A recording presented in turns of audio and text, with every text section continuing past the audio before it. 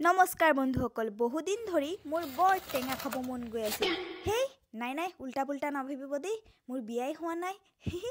আজি ৰাতিপুৱা উঠিয়ে দেখিলোঁ বৰমাই জলফাই টেঙা দি থৈ গ'ল। তাকে দেখি মোৰ জিভাৰ পানীও একদম নদীৰ দৰে ববলৈ ধৰিছে। সেয়ে মই ভাবিলোঁ যে আজি জলফাইৰে পিটিকা বনাই খাম। আলু পিটিকানো কিমান খাম, এতিয়া জলফাইৰ ছিজন চলি আছে, জলফাই পিটিকা বনাই খাম আকৌ। জলফাই যিহেতু বেছিকৈয়ে দিছিল, সেয়ে ভাবিলোঁ যে লগতে অলপ আচাৰো বনাই পেলাওচোন।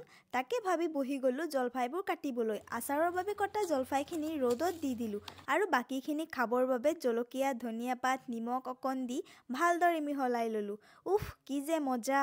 দেখিয়ে জিভাৰ পানীয়ে নদী বৈ আহে দেই। ভাবিলোঁ মা বাবা পথাৰত ধান কাটি আছে যেতিয়া পথাৰত গৈ চবেই একেলগে বহি ৰ'দত বহি খাম। কিন্তু আজিয়ে আকৌ মা দেউতা পথাৰৰ পৰা সোনকালে গুচি আহিল। সেয়ে মা আৰু দেউতাক ঘৰতে খাবলৈ দি মই আৰু ধৰিত্ৰী গ'লোগে পথাৰত।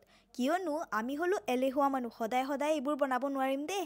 আজি বনাইছোঁ যেতিয়া পথাৰত গৈয়েহে খাম। আৰু পথাৰত গৈয়ে নেমু পাত এটা ছিঙি পুখুৰী পাৰত বহিয়ে খাবলৈ ধৰিলোঁ আমি টেঙা।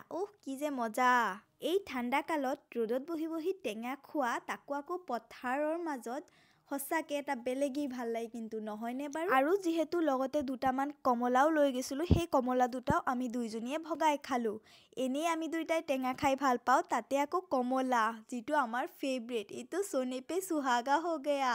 এতিয়া আমি পেহী ভতিজীয়ে নিজৰ সুখ দুখ মনৰ কথাবোৰ টেঙা খাই পাতি আকৌ আহিবলৈ ওলালোঁ ঘৰলৈ। কিয়নো পথাৰত থাকিলেতো পেট নভৰে ন, ঘৰততো যাবই লাগিব।